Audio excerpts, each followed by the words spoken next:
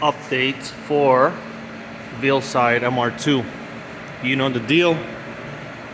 One shot, one video, no edits, one take. Reason why I mention this, I'm probably going to go into a little bit of a rant of my process on what I'm doing and the steps I'm taking. And sometimes it's hard to translate that into talking about it because obviously it's just me, it's just in my head. So that being said, that was just the little that was the little warning, the disclaimer, if you will. So here we go. Painted a couple more pieces for the car. Again, going on with the same thing. I like to paint the insides first, get that out the way. So this is underneath the hood area and the frunk, if you will, if some people like to say. They feel cool saying it. I'll say it too. The frunk. Underneath, everything is all painted. Obviously, everything was taken off. I didn't tape around all this stuff. This is all put back. The headlights are put back. Everything is put back because, you know, these areas you're not really going to see at all once the car is assembled. This is just me feeling good. I like to paint all the way in. So everything's painted all the way into the jams. I ran the harnesses back in, put the doors back on. The doors were off at one point. Don't mind how dirty it is because I was sanding the outside, but everything's all painted and put back on as far as, again, the insides. So, see, all this too. This was all painted down to the rockers, all the way to the pinch welds. This was put back on after painting. Obviously, it's taken back off. I'm not sure if I said this in the last video. This whole back section was painted already. And oh yeah, I did with the whole engine bay and this whole rear section, all that. Fine. Okay, so that's what's painted on the car. Now I'm prepping the exterior, all these parts. Everything is prepped and ready to go. All of these parts. Now, see all the little small stuff going on over here. So I have pieces everywhere. Now, here's the part I'm going to try to explain. There's many times where I've tried to shoot a color like this, which is a heavy metallic color.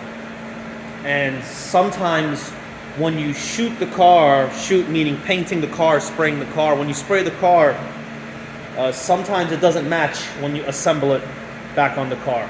I find that when it's a solid color, you have a chance of it matching when you paint all the parts separated off the car, off to the side at different days.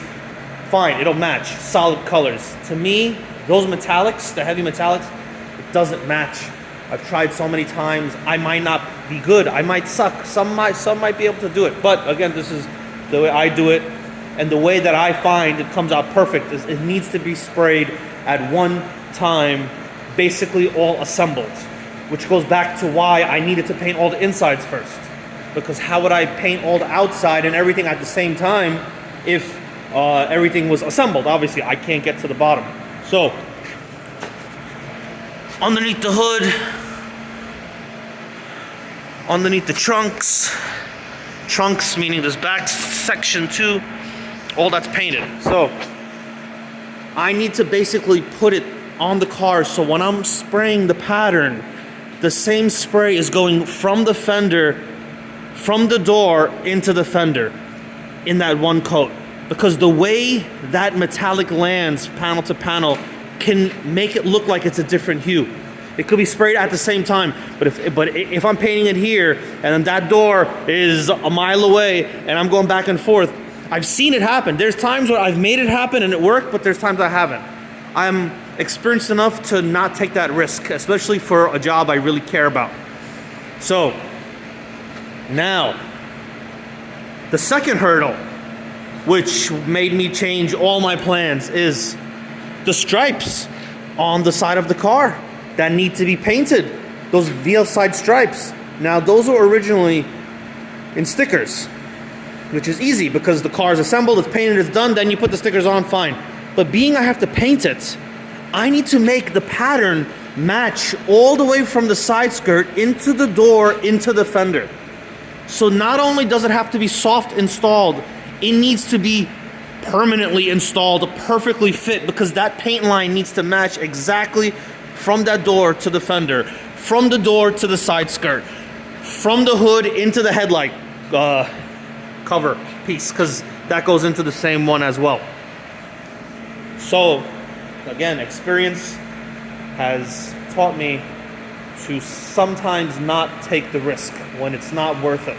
Sometimes the risk is worth it. You're gonna save a week's worth of time doing this one shortcut. This is not worth it. So I'm like, you know what? If I have to lose a day, I'll lose a day. It's fine. Because what I'm gonna do is paint everything one color. Everything done the first shot. Done. Then, when everything is painted, assemble everything, the whole car. Assemble the whole car. Make all the lines, make all the patterns. Take everything back off and repaint it again. And then over the areas that are not striped, they're just gonna get re-cleared, but no paints. Just the clear over the painted area. So everything will still match, but the stripes will be accurate through the whole car.